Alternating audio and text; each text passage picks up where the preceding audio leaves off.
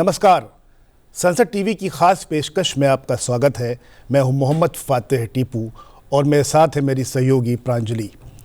भारत राष्ट्रमंडल देशों के स्पीकर्स और पीठासीन अधिकारियों के 28वें सम्मेलन यानी CSPOC की मेज़बानी के लिए पूरी तरह से तैयार है। यह ऐतिहासिक सम्मेलन 15 जनवरी से 16 जनवरी के बीच होगा, जिसमें 60 से अधिक राष्ट्रमंडल देशों के स्पीकर और पीठासीन अधिकारी हिस्सा ले रहे हैं। ये खास आयोजन भारत की लोकतांत्रिक यात्रा में एक ऐतिहासिक क्षण है।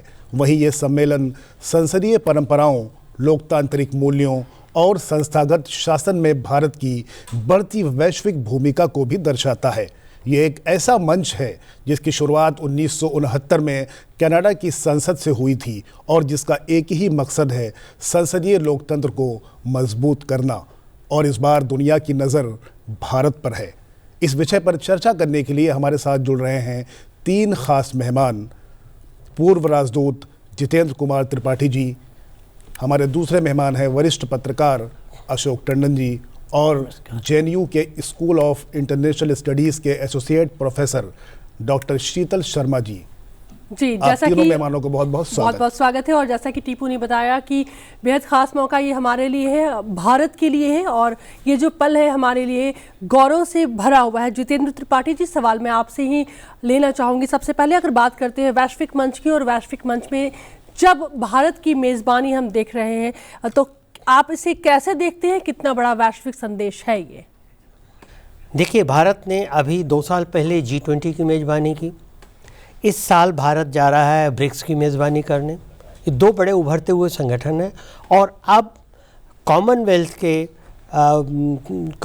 के स्पीकर्स और पीठासीन अधिकारियों का सम्मेलन, जो शीर्ष सम्मेलन है, ये भारत के लिए एक बहुत महत्वपूर्ण कदम है। एक तरह से ये भारत के लिए ये भारत के विषय में ये दिखाता है कि भारत का विश्व में स्थान कैसे क्रमशः ऊंचे से ऊंचा होता जा रहा है, उच्चतर होता जा रहा है।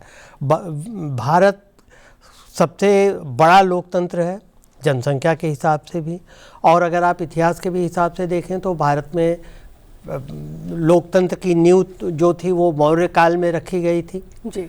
तो ये दिखाता है कि भारत, जो कि लोकतंत्र की जननी है, अभी आज के समय में लोकतंत्र का सबसे बड़ा लोकतंत्र है विश्व का, और सबसे मजबूत, सबसे सुरक्षित, सबसे जिसको आप कहते हैं कि सतत निरंतर प्रगतिशील लोकतंत्र है। ऐसे में भारत द्वारा मेज़बानी करना न सिर्फ भारत के लिए बल्कि आने वाले सारे प्रतिनिधियों के लिए भी एक गौरव का विषय होगा। जी अशोक सर, जिस तरीके से त्रिपाठी सर ने बताया कि ये भारत के लिए निश्चित तौर पर एक गौरव का विषय है। आप जानते हैं कि 1969 से इस सफ़र की शुरुआत हुई, या करीब 50 साल से ज़्यादा हो गए हैं इस सफ़र को। एक कॉमन चीज़ ये देखी गई कि जो स्पीकर्स और पीठासीन अधिकारी रहे, उनकी न्याय, निष्पक्षता और उनकी भूमिका पर ये केंद्रित रहा एक तरीके से। तो बदलते हुए परिवेश में आप इस 3 दिवसीय सम्मेलन को कैसे देखते हैं? देखिए, सबसे पहले ये जानना बहुत आवश्यक है कि ये संगठन है क्या। जी देखिए, इसमें जब राष्ट्रमंडली बात करते हैं यानी कॉमनवेल्थ, तो कॉमनवेल्थ उन देशों को माना जाता था, जो कॉमनवेल्थ संगठन भी है, कि जो ब्रिटिश एम्पायर जिन देशों में था, स्वतंत्रता के बाद वो संगठन बनाया गया, उसका नाम रखा गया था कॉमनवेल्थ। तो वो कॉमनवेल्थ से जुड़े हुए जितने भी संसदीय लोकतंत्र हैं, ये उनका संगठन है। और ये इसमें स्पष्ट किया गया है कि जो कॉमनवेल्थ हेड्स ऑफ स्टेट की जो कॉन्फ्रेंस होती है, चोगम या और संगठन है, वो इससे जुड़े हुए नहीं है, ये स्वतंत्र संगठन है। तो मोटे तौर पर ये संगठन उन देशों का है जहाँ पर संसदीय लोकतंत्र है, और संसदीय लोकतंत्र के जो पीठासीन अधिकारी होते हैं, स्पीकर होते हैं, प्रिजाइडिंग ऑफिसर होते हैं, उनका आपस में मिलते रहना बहुत आवश्यक है, क्योंकि लोकतंत्र या लोकतांत्रिक व्यवस्था है संसदीय, उसको और कैसे मजबूत किया जाए। इसमें मैं एक बात बहुत जोड़ना चाहता हूँ, बहुत अहम बात है कि जब भी किसी संसदीय लोकतंत्र में तानाशाही आ जाती है तो फिर उनको इस संगठन से बाहर कर दिया जाता है। और इस मामले में मैं उदाहरण के तौर पर कहूँगा कि पाकिस्तान को जब कॉमनवेल्थ से बाहर कर दिया गया था, क्योंकि उस समय वहाँ पर डिक्टेटरशिप लगा दी गई थी, तो पाकिस्तान बहुत इस मामले में डेस्परेट था कि मुझे वापस इस संस्था की सदस्यता दी जाए, और उसके लिए उन्होंने दुनिया भर में लॉबिंग की थी। लेकिन भारत, बांग्लादेश, ब्रिटेन, ये कुछ ऐसे लोकतांत्रिक देश थे जिन्होंने इसका विरोध किया था। पहले आप लोकतंत्र बहाल करो, फिर आप इस संस्था का बन सकते हैं। तो संसदीय लोकतंत्र को मजबूत करना और उससे जुड़े हुए जो विषय हैं जिसके बारे में यहाँ पर 3 दिन चर्चा होने वाली है कि पीठासीन अधिकारियों के क्या कर्तव्य हैं। जैसे केवल चुनाव जो के बाद सरकार बन जाना और संसद बन जाना इतना काम नहीं है, जनता को भी संसदीय लोकतंत्र के बारे में लगातार जानकारी देते रहना, उनकी भागीदारी लेना, ये भी इस संस्था का काम है। और अभी आप आगे भी बात करेंगे कि आर्टिफिशियल इंटेलिजेंस से इस पे कैसे हो सकता है, और जो संसदीय लोकतंत्र में व्यवस्थाएं हैं उनकी सुरक्षा के बारे में भी है, क्योंकि हमारे तो संसद पर हमला भी हो चुका है। तो इसलिए ये सारे विषय इस पर आएंगे। ये बहुत महत्वपूर्ण संगठन है और ये बहुत महत्वपूर्ण ये सम्मेलन है, और भारत के लिए तो बड़े गर्व की बात है कि हम दुनिया के सबसे बड़े लोकतांत्रिक देश हैं और आज हम उसकी मेजबानी, और चौथी बार हमें मेजबानी का मौका मिल रहा है। ये हमारे लिए निश्चित तौर से गर्व का पल है। अशोक जी, हम आएंगे आपके पास में। जैसा कि आपने बताया कि इस बार का जो मुद्दा है वो AI और सोशल मीडिया है। हम जोड़ते हैं अपनी चर्चा में अब शीतल जी हमारे साथ में जूम पर जुड़ी हुई हैं। शीतल जी, आपसे भी हम आपका टेक इस पर लेना चाहेंगे। अभी तक इस पूरे मसले पर हम यहाँ तक पहुँचे हैं कि आखिर CSPOC ये जो पूरा वैश्विक मंच है इसे हम किस तरीके से देख रहे हैं, और दुनिया में जो एक संदेश जा रहा है, भारत मेज़बान है, 52 से अधिक देश मेंबर हैं, आप क्या कहना चाहेंगी इस मौके पर? प्रांजलि, भारत से उत्तम इसका मेजबान कोई हो ही नहीं सकता, पहली बात तो ये। दूसरी बात ये कि जैसा अभी चर्चा में भी आया कि भारत सबसे बड़ा लोकतंत्र है, भारत सबसे पुराना लोकतंत्र है, बट उसमें एक बात और है कि भारत का जो लोकतंत्र है वो भारत की मल्टीकल्चरलिज्म पे सरवाइव किया है। और जैसा कि स्वतंत्रता के एकदम बाद कहा गया था कि भारत में कुछ ऐसी कल्चरल डाइवर्सिटी, इतनी विभिन्नताएं हैं और इतनी विषमताएं हैं कि शायद जो लोकतंत्र है वो सक्सेसफुल कुछ हद तक नहीं हो पाएगा। पर सबसे बड़ा इसका जो प्रूफ है, सबसे बड़ा जो इसका प्रमाण है कि ऐसी विभिन्नताओं, इस डाइवर्सिटी के बीच में भी जो है वो लोकतंत्र हमारा सर्वाइव किया और बल्कि फ्लरिश किया, और आज हम वर्ल्ड की सबसे बड़ी डेमोक्रेसी, वाइब्रेंट डेमोक्रेसीज में से एक हैं। पॉइंट नंबर 2 कि संसद क्या है। संसद जो है वो लोकतंत्र का सबसे मजबूत सिंबल है, जहां पे आप चुने हुए नेताओं को लाते हैं और वो आपके देश का, आपके भविष्य का, आपके विकास का, आपकी सारी गतिविधियों का, मतलब आप समझ लीजिए कि पूरी की पूरी सरकार गठन का किस तरीके से सारी प्रक्रिया होती है। अब इस संसद के 2 प्रारूप होते हैं जिसको मैं स्ट्रक्चर और फंक्शन कहूंगी। आप कहिए कि संरचना है और प्रक्रिया है, और इन प्रक्रियाओं में बहुत से लोग भागीदार होते हैं, जो ब्यूरोक्रेसी से लेके चुने हुए नेता तक होते हैं। परंतु ये पर्टिकुलर जो स्पीकर्स की कॉन्फ्रेंस है या प्रिजाइडिंग ऑफिसर्स की कॉन्फ्रेंस है, ये इसलिए भी महत्वपूर्ण है कि हम नेताओं को एक नेता की छवि से देखते हैं। हमारा अधिकार जैसे वोटिंग पे खत्म हुआ, अभी पत्रकार साहब भी कह रहे थे कि वोटिंग के बियॉन्ड क्या, एम्बेसडर साहब कह रहे थे कि मजबूत सरकार बनाने के लिए और उसको चलाने के लिए, पर स्ट्रक्चर और फंक्शन, संरचना और प्रक्रिया दोनों का तालमेल बिठाने के लिए ये particular group of people is very important. तो स्पीकर्स का जो एक अहम मुद्दा है, आप भी जिक्र कर रहे थे कि वो पिछले वर्षों से एक बैलेंस रखते हैं, एक नियम बनाते हैं। तो यहां तक नहीं है कि बस आप चुन के ले आए और इनका ये किसी एक फंक्शन को परफॉर्म कर रहे, नहीं, कंटिन्यूअस सतत प्रयास, अभी इसका उल्लेख किया गया था कि सतत continuous process maintaining democratic traditions, ये बहुत अहम है। और ये वो है कि मान लीजिए आप एक गाड़ी खरीद लें, उसमें ईंधन नहीं है तो वो नहीं चल पाएगी। तो मेरा मानना ये है कि इन डेमोक्रेटिक प्रक्रियाओं को बरकरार रखने के लिए, सस्टेन रखने के लिए, इनको डीपन वाइडन करने के लिए, इनको और घनिष्ठ बनाने के लिए, इनका फैलाव कई क्षेत्रों में करने के लिए इस तरीके की फोरम्स बहुत महत्वपूर्ण है।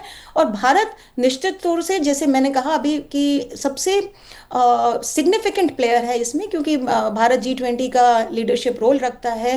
भारत एक ब्रिज है डेवलपिंग और डेवलप्ड कंट्रीज के बीच में, और भारत की वॉइस, इसकी एकता, अखंडता जो है, इसकी डाइवर्सिटी जो है, वो एक यूनिक एग्जाम्पल है वर्ल्ड के लिए। और इसी के साथ मैं ये कहूंगी कि ये 2 दिन का सम्मेलन जो है ये निश्चित तौर से बहुत सी अच्छी आउटकम्स लेकर आएगा, जिससे वर्ल्ड की शीतल जी एक जस्ट एड ऑन मैं करना चाहूंगी आपके जवाब से, क्योंकि आपने कहा देखिए ये मंच वैश्विक भी है, इसमें राजनेता भी जुड़े हैं, लेकिन इसके बावजूद इसे राजनीतिक सम्मेलन क्यों नहीं कहा जाता है, अगर आप हमें समझा सके। देखिए ये राजनीतिक इसलिए नहीं है कि यहाँ पे आप किसी भी देश की पॉलिटिक्स, पार्टी, आइडियोलॉजी या गवर्नमेंट की उसकी बात नहीं कर रही हो। यहाँ आप संरचना की बात कर रहे हो। जैसे भाई पार्लियामेंट्स हैं, उसके स्पीकर हैं, प्रिजाइडिंग ऑफिसर्स हैं, एक स्ट्रक्चर है और उस स्ट्रक्चर का फंक्शन है। यदि आप पूरा का पूरा एजेंडा देखें तो वो किस पे डिस्कशन हो रहा है, जैसे कि आप पहला ही शीर्ष जो है कि एआई का इन्वॉल्वमेंट इन पार्लियामेंट्री प्रोसीजर्स। अब ये जो है ये चाहे कोई सी भी सरकार हो, कोई भी सत्ता हो, कोई भी राजनीतिक दल के नेता हो, ये तो सभी को करना पड़ेगा। तो जो स्ट्रक्चर है चाहे उसे कोई चला रहा है, ये उसकी फंक्शनिंग की बात है। और उसमें ये इसलिए भी रेलेवेंट है कि इसमें कई चीजें जो हैं प्रांजलि ये मॉडर्न टाइम्स की हैं। जैसे एआई की बात करें, आप सोशल मीडिया की बात करें, तो कोई 10 वर्षों पहले तो ये नहीं था। तो आज के बदलते परिप्रेक्ष्य में, आज के बदलते कॉन्टेक्स्ट में technology, AI, social media, intervention, एक तो मैं बहुत आश्चर्य भी मुझे हो रहा था कि mental health and wellbeing of parliamentarians भी उसमें एक शिक्षा, एक डिस्कशन का टॉपिक है। तो आप सोचिए हम कहाँ सोचते हैं, नेता हो गए, नेता को देखते हैं कि ये काम कर रहा है, नेता भी एक व्यक्ति है। ये एक अगर अप्रोच किया जाए तो मैनेजमेंट में एक टॉपिक पढ़ाते हैं कि आप वर्कर को एज एन इंडिविजुअल देख रहे हो या इंडिविजुअल को वर्कर देख रहे हो। तो यहाँ हम नेता को एक उसके फंक्शनिंग के रूप में देखते हैं, वो कितना प्रभावी है, कितना इफेक्टिव है, उसने अपनी जनता के लिए क्या काम किया, कितने वायदे पूरे किए, एक मोटा मोटी तौर पे। बिल्कुल शीतल जी, आपकी बात को अशोक जी आगे बढ़ाना चाहते हैं, कुछ शायद कहना चाहते हैं आप जी। आपने प्रश्न किया था कि ये राजनीतिक सम्मेलन क्यों नहीं होता। देखिए इसके हमको जड़ में जाना पड़ेगा। ब्रिटेन में जो परंपरा है उस परंपरा के अनुसार जब कोई भी सांसद स्पीकर चुना जाता है वो आमतौर पर रूलिंग पार्टी का ही होता है, स्वाभाविक भी है, लेकिन वहाँ पर वो उसके बाद किसी भी पार्टी के साथ जुड़ा हुआ नहीं रहता जब तक वो स्पीकर रहता है। बल्कि वहाँ तो एक और प्रैक्टिस चलती थी, once a speaker is always a speaker, यानी स्पीकर को अगली बार निर्विरोध चुन लिया जाता था जब तक स्पीकर चलता था। भारत में भी जब कोई स्पीकर चुना जाता है तो उस दिन के बाद जो वो पहला भाषण देते हैं वो ये कहते हैं अब मैं किसी दल के साथ जुड़ा हुआ नहीं हूँ, मैं पूरे सदन का अध्यक्ष हूँ। तो ये परंपरा भारत में भी निभाई गई है। और हमने तो एक और परंपरा निभाई है कि हम डिप्टी स्पीकर जो है वो विपक्ष से लेते रहे हैं और आज भी उस परंपरा से चलते हैं। हमारे यहाँ पर राज्यसभा का जो उपाध्यक्ष होता है वो भी रूलिंग पार्टी का नहीं होता। तो कई संसदीय परंपराएं भारत ने कायम रखी हैं और इसीलिए आज भारत एक बहुत ही सक्षम और सफल लोकतंत्र है और संसदीय लोकतंत्र है। सर तो तभी मैंने ये सवाल उठाया क्योंकि हमारे जो दर्शक हैं उन्हें भी इस बात की जानकारी होनी चाहिए कि यहाँ पर लोग मिल रहे हैं लेकिन ये एक राजनीतिक सम्मेलन नहीं है। क्या है इसके पीछे वजह? जी त्रिपाठी आप कुछ जी देखिए, मैं इसमें ये जोड़ना चाहता हूँ कि देखिए जो भी राजनीतिक सम्मेलन होता है वो उसमें भागीदारी किसकी होती है? सरकार की होती है। अगर मतलब मल्टीलेटरल सम्मेलन है तो उसमें विभिन्न देशों के सरकारों की भागीदारी होती है। सरकारें एक पक्ष होती हैं राजनीति का, लेकिन इसके साथ विपक्ष भी होता है।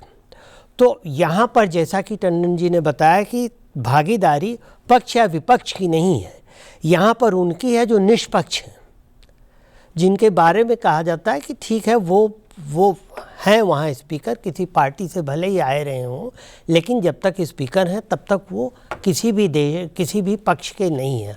और लोकतंत्र में देखिए, लोकतंत्र में बहुमत का सम्मान होता है, लेकिन इसके साथ ही साथ लोकतंत्र के लिए ये ज़रूरी भी होता है कि विपक्ष भी सशक्त हो। और विपक्ष सशक्त है और सरकार दूसरी ओर है, तो दोनों के बीच में समन्वय बनाना, दोनों के बीच में किस तरह से वार्तालाप होगा, ये सिर्फ एक निष्पक्ष व्यक्ति ही कर सकता है जो कि स्पीकर या पीठाधीन अधिकारी हो। एक बैलेंस बहुत ज़रूरी है। इसी बात में इसमें जोड़ना चाहूँगा। मैं संसद कवर कर रहा हूँ लगभग 30-40 साल से। जी। संसद का जब सत्र शुरू होता है और अध्यक्ष आते हैं तो अध्यक्ष पहले नमस्कार विपक्ष के सदस्यों को करते हैं, बाद में पक्ष के लोगों को करते हैं। ये परंपरा भी भारत में है। तो हमारा जो संसदीय लोकतंत्र है उसमें जो पीठासीन अधिकारी हैं, अध्यक्ष हैं, या उनकी भूमिका बहुत है। और ये हमारे लगातार एक से एक महानुभाव हमारे देश में स्पीकर रहे हैं और उन्होंने सब ने नाम कमाया है। कभी किसी स्पीकर के खिलाफ इम्पीचमेंट नहीं हुई, विपक्ष ने भी कभी आरोप नहीं लगाए। तो हम जिन परंपराओं को लेकर आगे चल रहे हैं उसी के चलते आज हम इस बात सक्षम है कि हम इस आयोजन की जो है अध्यक्षता कर रहे हैं। तो भारत की ओर बहुत सारे ऐसे संसदीय लोकतांत्रिक देश हैं जो आज़ादी के बाद भारत की ओर देखते हैं कि यहाँ पर किस तरह से संसदीय लोकतंत्र इतना मजबूत हुआ है। और हमारे से लोग मांगते भी हैं, हमारे प्रिजाइडिंग ऑफिसर द्विपक्षीय यात्रा पर भी जाते हैं देशों की, ताकि वहाँ पर भारतीय लोकतंत्र के बारे में वो वहाँ के लोकतंत्र को और कैसे मजबूत किया जाए। विशेष तौर से जो विकासशील देश हैं उन देशों में भारत की ओर देखा जाता है नेतृत्व के तौर पर कि अगर वहाँ संसदीय लोकतंत्र इतना मजबूत है और हमारे यहाँ पर कैसे हो सकता है, तो भारत एक मार्गदर्शक का भी इसमें एक रोल प्ले करता है। नहीं, निश्चित तौर पे आप बिल्कुल ठीक कह रहे हैं, क्योंकि ये जो 3 दिवसीय सम्मेलन है कहीं ना कहीं ये इतने राष्ट्रों को एकजुट करके जो उनके यहाँ की जो रेस्पेक्टिव जो संसदीय जो सिस्टम है, जो प्रणाली है, कहीं ना कहीं एक दूसरे से सीखने का एक मंच प्रदान करती हैं। अशोक सर, मेरा सवाल आपसे ये है कि पिछले 10-15 सालों की अगर हम बात करें तो बहुत सारे बदलाव देखे गए तमाम लोकतांत्रिक देशों में, चाहे हम AI के लिहाज से बात करें या हम सोशल मीडिया के लिहाज से बात करें। और इस बार का जो फोकस्ड जो एक तरीके से जो विषय है वो AI और सोशल मीडिया है। तो इस लिहाज से आप इस कॉन्फ्रेंस को कैसे देखते हैं? देखिए, भारत ने अपने संसदीय लोकतंत्र में और संसद की कार्रवाई में समय समय पर बहुत एक्सपेरिमेंट भी किए हैं। जैसे लाइव टेलीकास्ट की बात अगर हम करें, पहले नहीं होती थी, फिर लाइव टेलीकास्ट हुआ। तो ऐसे कई, जैसे हमारे संसदीय प्रणाली में 0 आवर है, ये हमारी अपनी देन है। तो ऐसे कई एक्सपेरिमेंट किए और अब जिस तरह से बदलाव आ रहे हैं, जैसे आपने कहा कि सोशल मीडिया बहुत रोल प्ले करता है, तो उसमें भी संसदीय परंपरा और सांसद इन लोगों को भी किस तरह से ट्रेंड किया जाए, उसके लिए वर्कशॉप भी हमारे यहाँ होती हैं।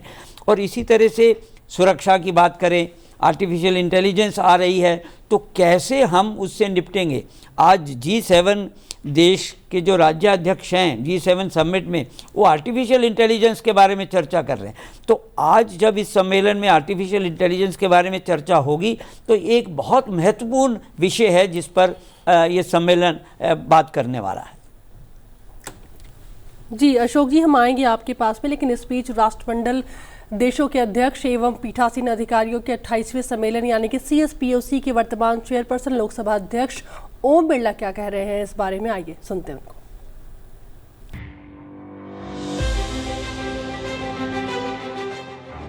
CSPOC के 28वें सम्मेलन में सम्मिलित कॉमनवेल्थ देशों के अध्यक्षों और पीठासीन अधिकारियों का मैं भारत में हार्दिक स्वागत करता हूं, अभिनंदन करता हूं। मुझे विश्वास है मदर ऑफ डेमोक्रेसी भारत में ऐतिहासिक और भव्य कॉन्फ्रेंस संपूर्ण विश्व में संसदीय लोकतांत्रिक परंपराओं को और अधिक सशक्त करने का माध्यम बनेगी।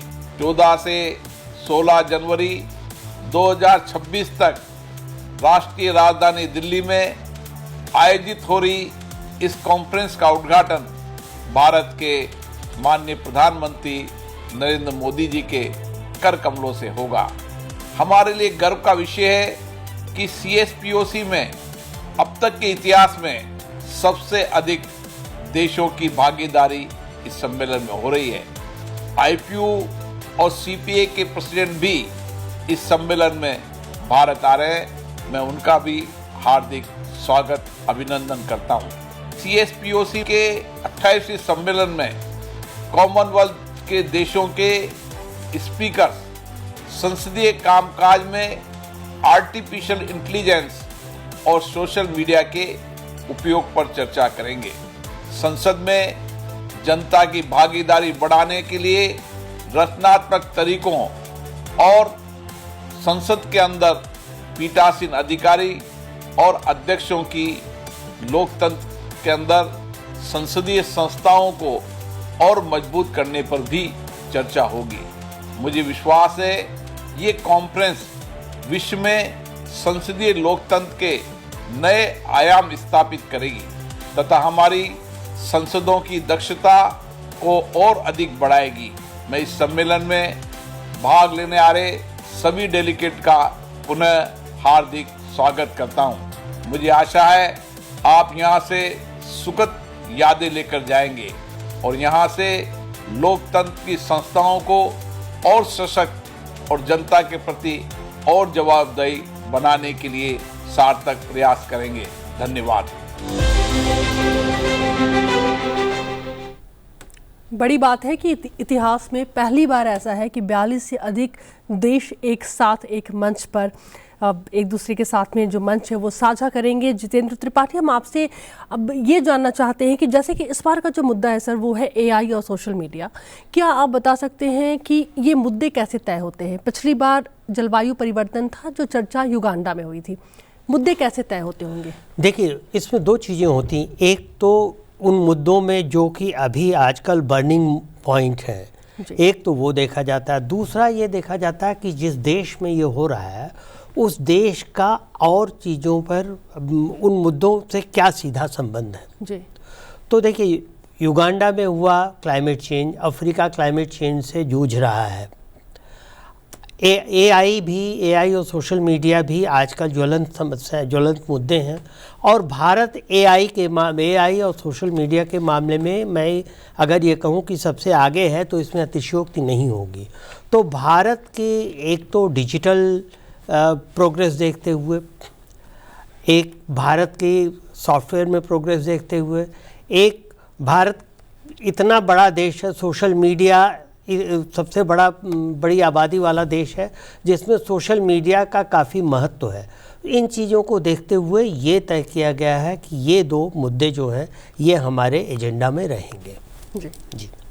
डॉक्टर शीतल शर्मा हमारे साथ जुड़ी हुई है। डॉक्टर शीतल, जिस तरीके से ये चर्चा हो रही है, आपने जिस तरीके से बताया कि एक निश्चित तौर पर गौरव भरा क्षण है भारत के लिए और पूरी दुनिया के लोग एक तरीके से उम्मीद भरी निगाहों से देख रहे हैं कि इसका जो निचोड़ है, आउटकम है, वो क्या निकलेगा इस सम्मेलन से।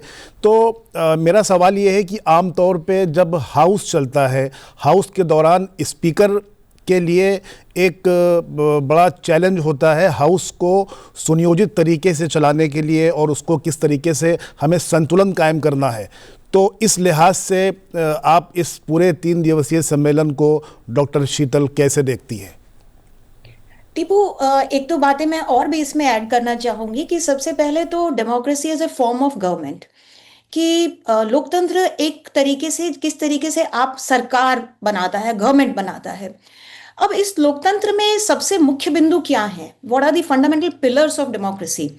वो दो बातें हैं, एक तो है रिप्रेजेंटेशन और दूसरा है पार्टिसिपेशन। अब हम इन्हीं मुद्दों पर आएंगे धीरे धीरे कि एआई और सोशल मीडिया, और फिर जो आपने प्रश्न रखा कि स्पीकर की भूमिका, पर इससे पहले इन दोनों चीज़ों को जानना जरूरी है कि रिप्रेजेंटेशन और पार्टिसिपेशन कितने महत्वपूर्ण है। हालांकि आप लिस्ट बनाएं तो डेमोक्रेसी के बहुत से आयाम हैं, पर अभी इन दो को हम चर्चा करते हैं। अभी एम्बेसडर साहब ने कहा कि भाई आपके मुद्दे थीम्स कैसे तय होते हैं। थीम्स कॉन्टेक्स्ट के हिसाब से तय होते हैं कि आपकी एक्सपर्टीज किस में है, थीम्स रेलेवेंस के हिसाब से तय होते हैं, और कुछ फ्यूचरिस्टिक एलिमेंट्स भी होते हैं। हमारे कॉन्टेक्स्ट में सबसे बड़ी बात यह है कि रिप्रेजेंटेशन और पार्टिसिपेशन जो है दोनों उत्तम श्रेणी के हैं। वो किस तरीके से हैं? वो इस तरीके से हैं कि अगर मैं फिर से आपको भारत की डाइवर्सिटी पर लेकर चलूं तो छोटी कंट्रीज में, छोटी पॉपुलेशन में जो है डाइवर्सिटी इतना ज़्यादा आपको चैलेंजेस पोज नहीं करती, इतनी चुनौतियां नहीं देती है। भारत की डाइवर्सिटी को मैनेज करना और वो भी सक्सेसफुली मैनेज करना itself is a very big achievement. Sheetal ji, हाँ जी शीतल जी, हमारे आपके पास में इस पेज कुछ रिएक्शंस भी हम साथ साथ दिखाते चल रहे हैं। लोकसभा अध्यक्ष ओम बिरला ने केन्या और मालदीव के स्पीकर से मुलाकात की है। आइए एक नज़र डालते हैं।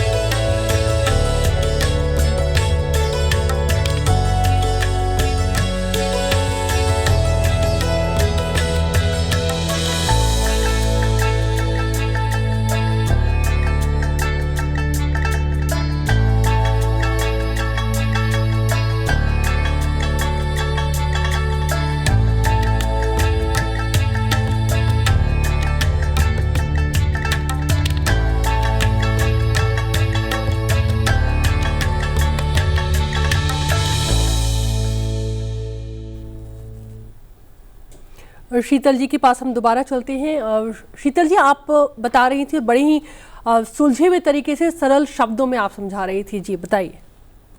हाँ प्रांजलि, मैं बात कर रही थी रिप्रेजेंटेशन और पार्टिसिपेशन की, कि आप प्रतिनिधित्व और भागीदारिता को कैसे सुनिश्चित करते हैं। और भारत में ये और भी ज़्यादा मुख्य है या इम्पोर्टेंट है, क्योंकि यहाँ की डाइवर्सिटी को हम अगर मद्देनज़र रखें। अब बात आती है, जैसे आप कह रहे थे कि स्पीकर का इसमें क्या रोल है, जैसे एक न्यूट्रल पर्सन का या एक बैलेंसिंग एक्ट जो स्पीकर का होता है। ये इसलिए भी इम्पॉर्टेंट है क्योंकि जो स्पीकर है वो एक संरचना का अध्यक्ष है। अगर हम डेमोक्रेसी के बाकी इंस्टीट्यूशंस भी कहें, जैसे बड़े बड़े हैं, जुडिशरी, एग्जीक्यूटिव और लेजिस्लेटिव जो है ये चेक एंड बैलेंसेस में है, तो इसी तरीके से स्पीकर की एक बहुत अहम भूमिका होती है पूरी की पूरी प्रणाली में। वहां वो आकर उन्हीं व्यक्तियों को रिप्रेजेंट नहीं करता है या उन्हीं की बातें नहीं सुनता है जिन्होंने उनको वोट देकर इस स्थान तक पहुंचाया है। यहाँ पे है स्पीकर जो है वो इन्वॉल्वमेंट, पार्टिसिपेशन, एंगेजमेंट और रिप्रेजेंटेशन को इंश्योर करता है। तो स्पीकर एक व्यक्ति नहीं है, स्पीकर एक ऐसी जिम्मेदारी है कि वो वहां पे बैठे पक्ष विपक्ष और जो इंडिपेंडेंट हैं, किसी भी तरीके के लोग हैं, उनके लोगों की, उनकी कॉन्स्टिट्यूएंसी के, उनके वोटर्स या उनके मुद्दों को एक रूप से सामने लाए। और यही जो है, यही प्रणाली जो है, ये संरचना का सबसे आप कह लीजिए खूबसूरत डायमेंशन है या आयाम है कि डेमोक्रेटिक इंस्टीट्यूशंस जो हैं वो कहीं पे भी अगर बायस्ड हैं, इंक्लाइंड हैं, तो वो कहीं ना कहीं रिप्रेजेंटेशन के साथ, एंगेजमेंट या इन्वॉल्वमेंट के साथ इनजस्टिस करेंगे। तो पूरी की पूरी संरचना में, और अब आती है बात जो टीपू पूछ रहे थे कि एआई और सोशल मीडिया की। जी, एआई और सोशल मीडिया, टीपू मैं कहूंगी कि सोशल मीडिया पर्टिकुलरली जो है वो रिप्रेजेंटेशन और इन्वॉल्वमेंट और एंगेजमेंट को इंश्योर करता है। कैसे करता है? मान लीजिए कोई मुद्दा है जिसपे आम राय चाहिए, अभी प्रधानमंत्री जी मन की बात करते हैं, पर आप देखिए कि कितने के कितने लोग जो है वो अपने सुझाव भेजते हैं। आप इमेजिन कीजिए एक जमाना जब डाक से या चिट्ठी पत्री के थ्रू होता था और उसका एडवर्टीजमेंट जो होता था वो नेशनल डेलीज में होता था या कुछ पत्रिकाओं में होता था, तो कितने लोगों को उसकी एक्सेस थी, हमारी करोड़ों की जनसंख्या में।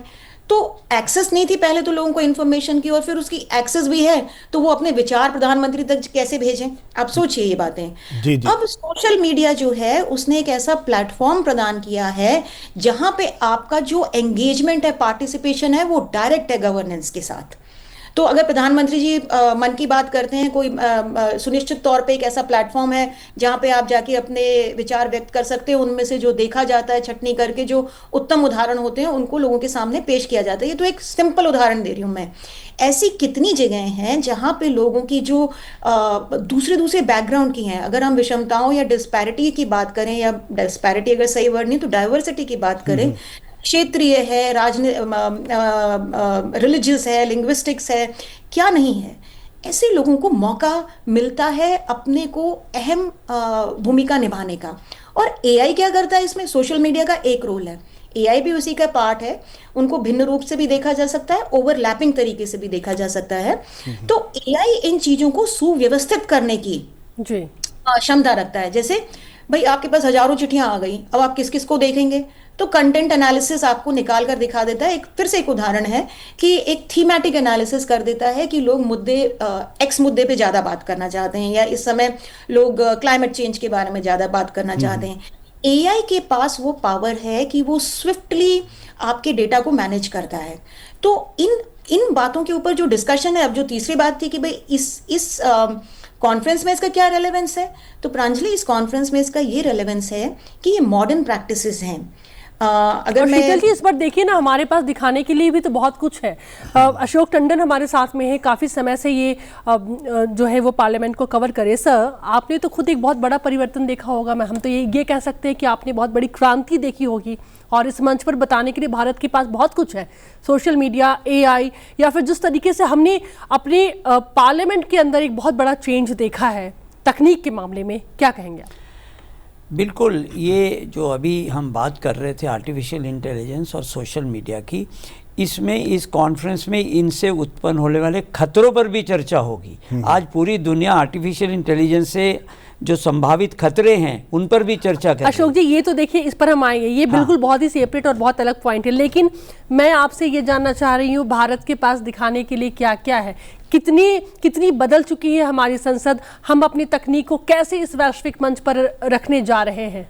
देखिए, भारत ने जब से संसदीय लोकतंत्र अपनाया है जी, उसमें परंपराओं का बहुत ध्यान रखा है, क्योंकि संसदीय परंपराओं पर ही लोकतंत्र कायम रहता है और वो संसदीय परंपराएं जो हैं लोकतंत्र को मजबूत करती हैं। उसके लिए हमने ध्यान रखा शुरू से। हमने अपनी भी परंपराएं बनाई हैं, अपनी प्रणाली बनाई है, नए नए प्रयोग किए हैं। अगर हम बात करें, जैसे मैंने शुरू में भी कहा कि हमारे यहाँ पर संसद की कार्रवाई लाइव नहीं होती थी, मीडिया के लिए उसको वर्जित रखा जाता था, लेकिन बाद में लगा कि नहीं, ये प्रयोग करना चाहिए और वो सफल प्रयोग रहा।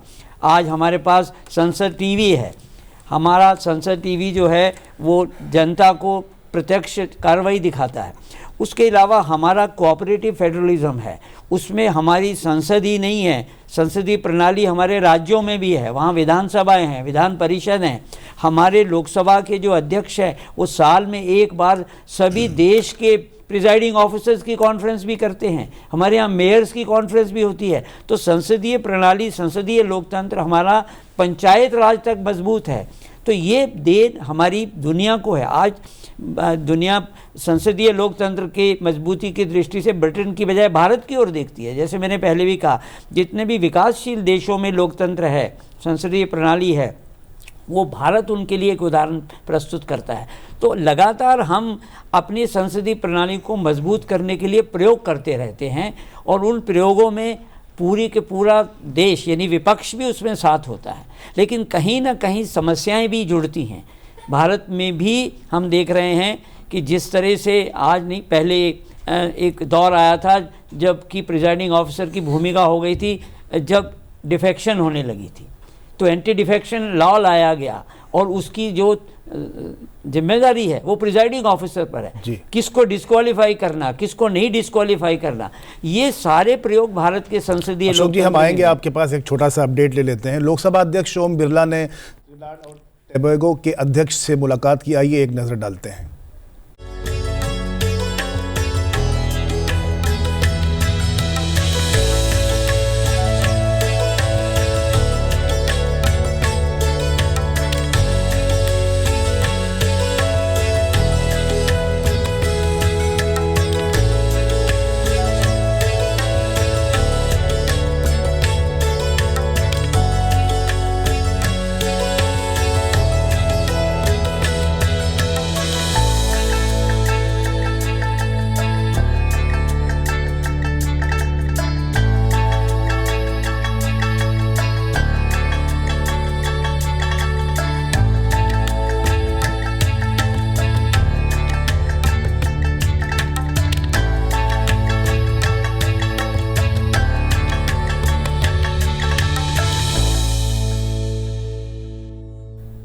जी अशोक जी, आप सोशल मीडिया पर अपनी बात रख रहे थे। जी, मैं पूरी संसदीय प्रणाली की बात कर रहा हूँ।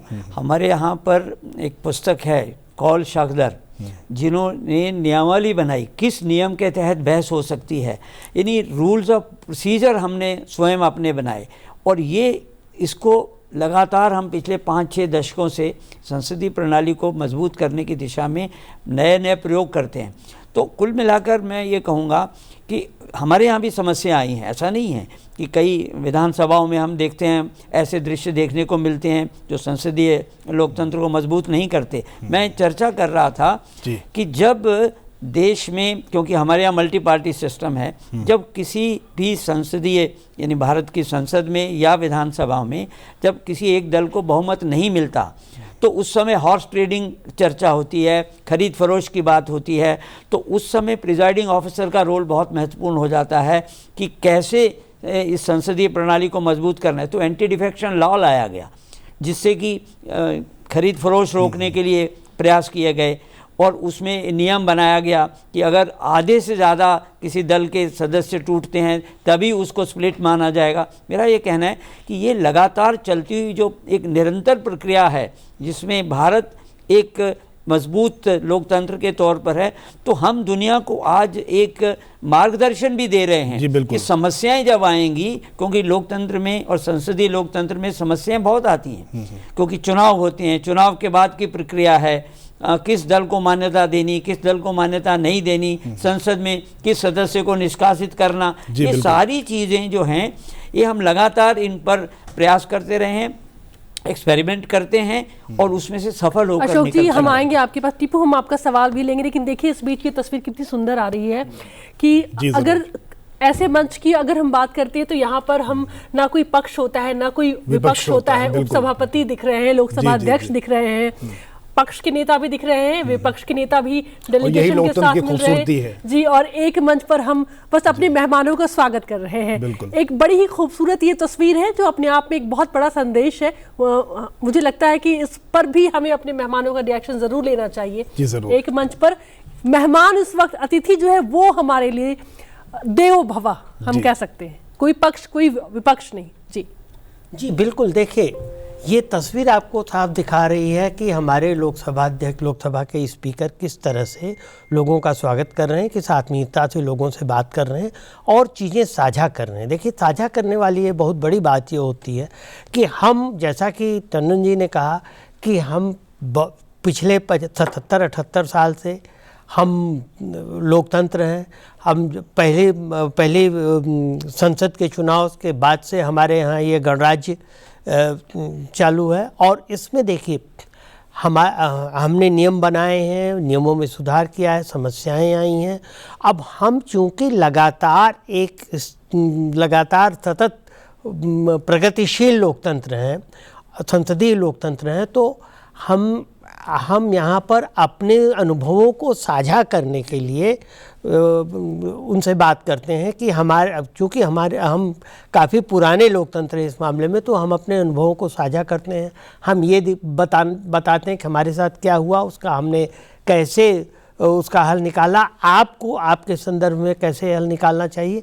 ये सब बहुत बड़ी चीज़ें हो जाती हैं जो कि एक दूसरे के साथ अपने अनुभव और उसके आधार पर निष्कर्ष जो कि पूरे देश के लिए अच्छे हों, उसको बनाने के लिए होता है। और देखिए, ये जैसे कि टंडन जी ने कहा, ये लोकतंत्र में और लोकतांत्रिक संस्थाएं जैसे संसद, ये एक लिविंग ऑर्गेनिज्म है। ये निरंतर प्रगति करते रहते हैं, विकासशील रहते हैं। ये कभी आप नहीं कह सकते कि विकसित हो गया। जिनको आप कहते हैं विकसित लोकतंत्र, उसमें भी देखिए कई अभी भी ऐसी प्रथाएं हैं जो कि आउटडेटेड हो चुकी हैं। जैसे ब्रिटेन में कहते हैं रोज शाम को मार्शल कहता है हु कम्स देयर, लालटेन लेके अभी भी आजकल के युग में। हमारे यहाँ वो नहीं, हम कम से कम चीज़ों को समय के साथ बदल रहे हैं और ये देख रहे हैं कि क्या हमारे देश के लिए, क्या हमारे संसद के लिए आवश्यक है। कुछ चीज़ें हैं जो मैं कहना चाहूँगा कि जिसमें हमें और ध्यान देने की ज़रूरत है। जैसे अब हमारे यहाँ एथिक्स कमेटी है, SOPs के लिए, प्रोटोकॉल के लिए, नवाचार के लिए, चीज़ों के लिए कि क्या किया जाना चाहिए क्या नहीं। मैं आपको एक अनुभव बताऊं, मैं 1998 में स्वीडन में था। यहाँ से एथिक्स कमेटी का डेलीगेशन जाना था। मैं वहाँ गया सेक्रेटरी जनरल के पास, उनको समझ में नहीं आया कि एथिक्स कमेटी क्या होती है। बोले हमारे यहाँ तो कोई रेगुलेट करने की ज़रूरत ही नहीं होती।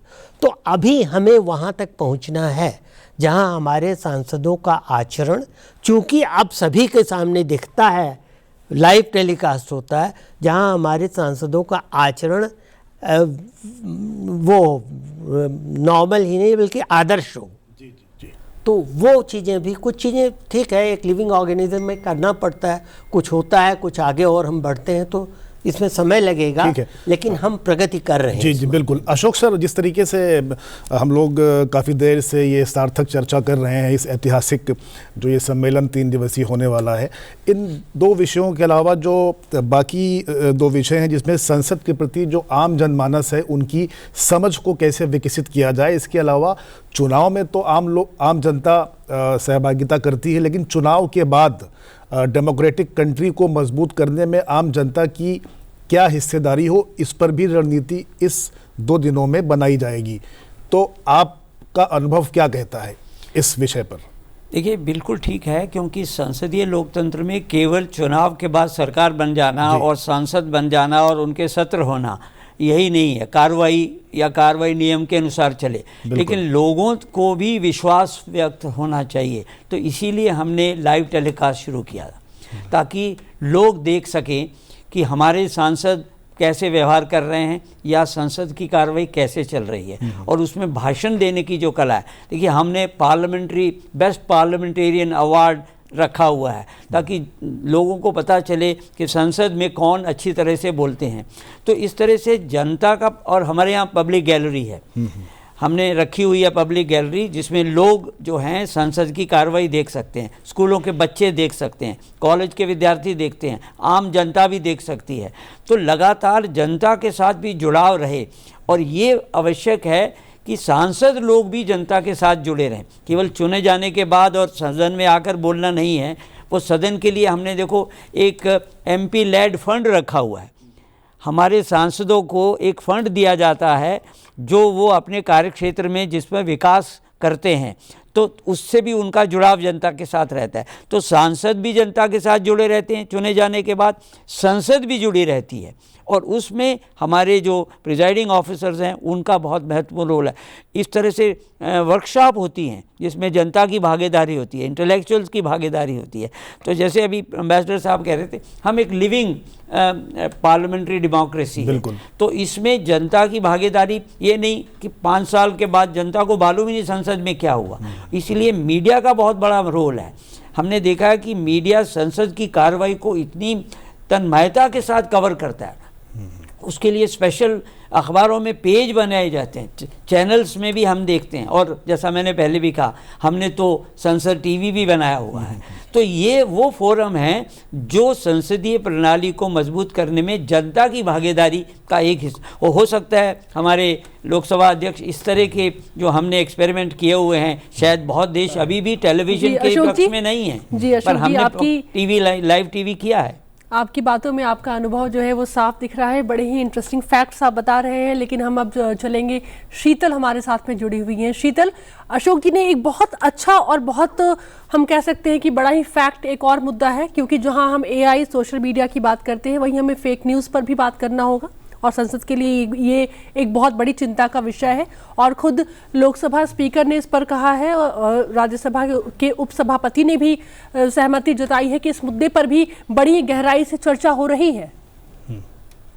प्रांजलि, AI और सोशल मीडिया दोनों जो हैं दुधारी तलवार हैं।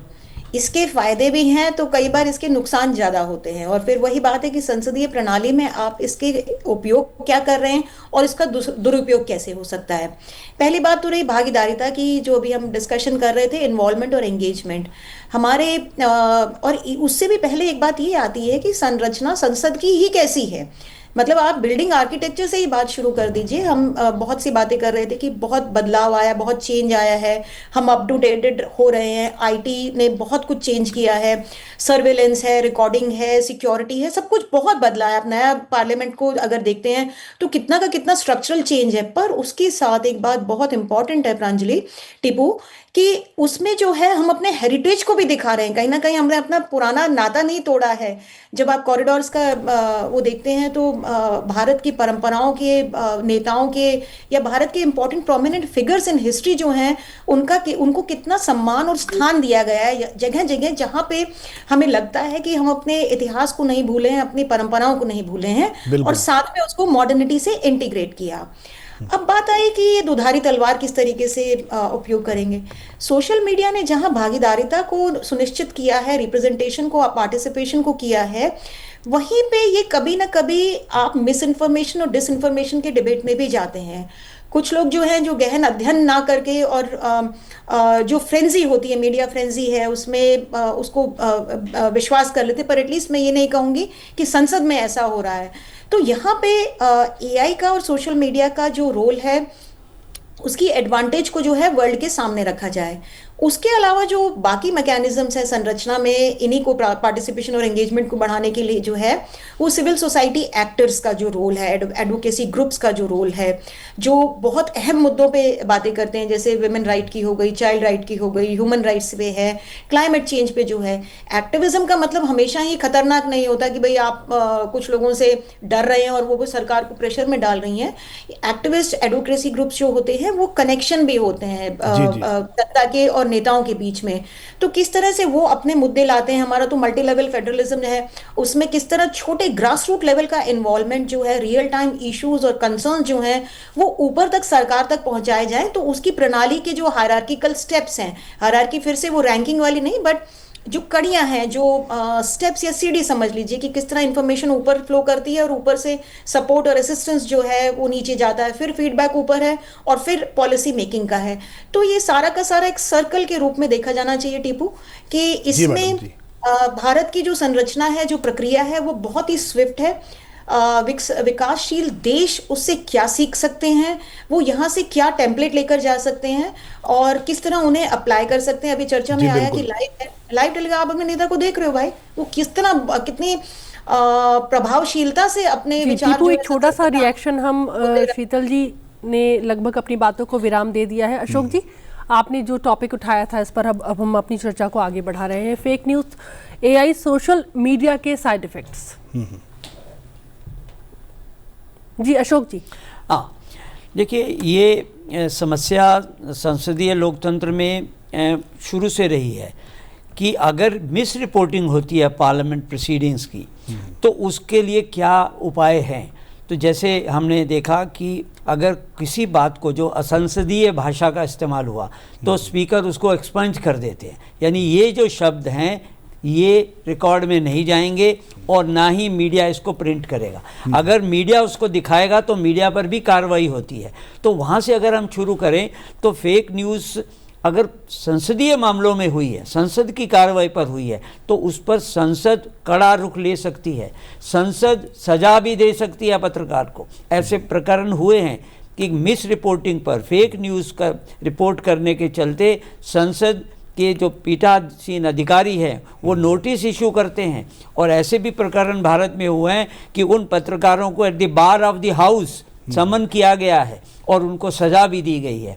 तो अब संसद की कार्रवाई से तो फेक न्यूज़ वाले डरते हैं, क्योंकि उनको मालूम है कि संसद की कार्रवाई में अगर फेक न्यूज़ हुई या मिस रिपोर्टिंग हुई तो उसके बहुत परिणाम सख्त हैं, सजा भी दे सकता है, गंभीर हो सकता है। लेकिन बाहर अभी भी इस समस्या का समाधान नहीं निकल पा रहा है। लेकिन मैं चाहता हूं कि संसद और संसद के पीठाधीन अध्यक्ष जो हैं, प्रिजाइडिंग ऑफिसर हैं, वो इसके नियमों को और कड़ा करें। क्योंकि अभी भी कई बार हम देखते हैं कि प्राइवेट टेलीविजन चैनल एक्सपंज की हुई जो शब्दावली है उसको ऑडियो विजुअल में दिखा देते हैं। तो ये कई चीज़ों में कड़े नियम और बनाने की ज़रूरत है, क्योंकि फेक न्यूज़ और मिस रिपोर्टिंग, पार्लियामेंट की मिस रिपोर्टिंग, उससे संसदीय लोकतंत्र को खतरा पैदा होता है।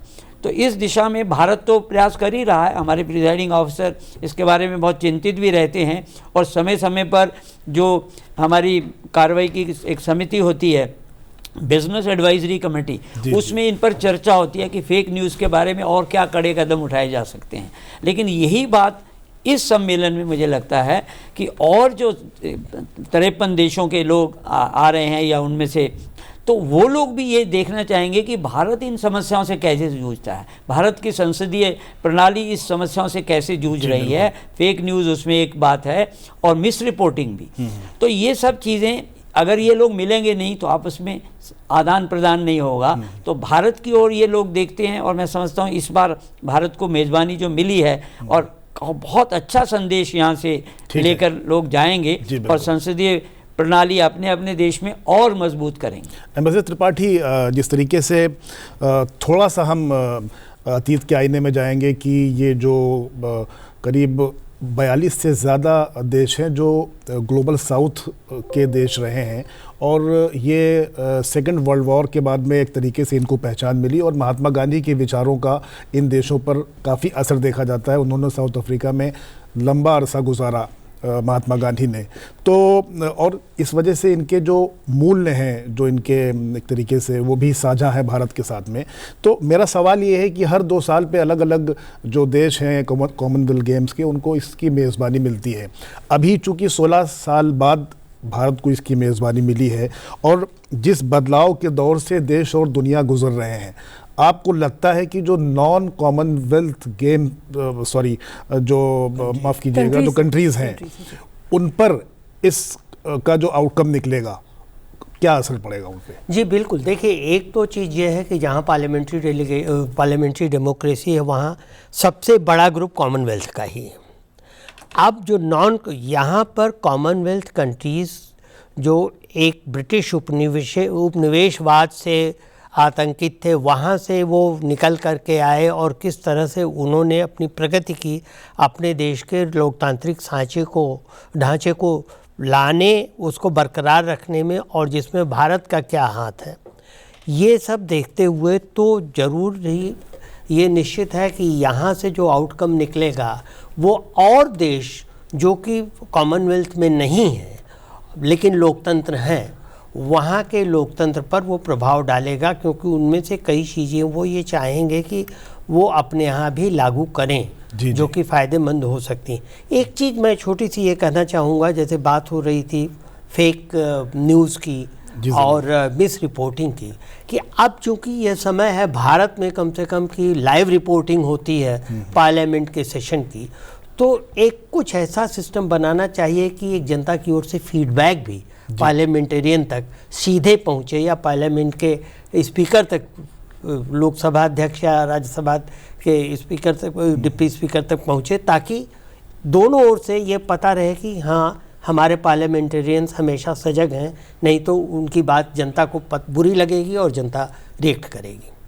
ठीक है, एक बात मैं ज़रूर चाहूँगा कि ये जो संस्था है इसमें से 23 देशों का भ्रमण प्रधानमंत्री नरेंद्र मोदी कर चुके हैं पिछले 11 साल, 23 देशों की, और उसमें से शायद 6 से ज़्यादा उनके संसद को उन्होंने संबोधन भी किया है। अच्छा। तो ऐसा नहीं है कि भारत का प्रधानमंत्री विकसित देशों की संसद की ओर देखते हैं, विकासशील देशों की ओर भी भारत देखता है, और उसको केवल इसी फोरम द्वारा ही नहीं, उसके साथ जुड़ाव जो है लोकतांत्रिक राष्ट्र के नाते, जो प्रधानमंत्री हैं वो भी उन देशों में जाते हैं। अगर आप उनकी लिस्ट देखेंगे तो ऐसे छोटे छोटे देश भी हैं जहाँ पर प्रधानमंत्री इसीलिए गए कि वो इस संस्था के सदस्य हैं और उनको और बल मिलता है, मजबूती मिलती है जब भारत का प्रधानमंत्री उन छोटे देशों की संसद में आकर भी भाषण देते हैं। जी अशोक जी, हम आते हैं आपके पास में। शीतल,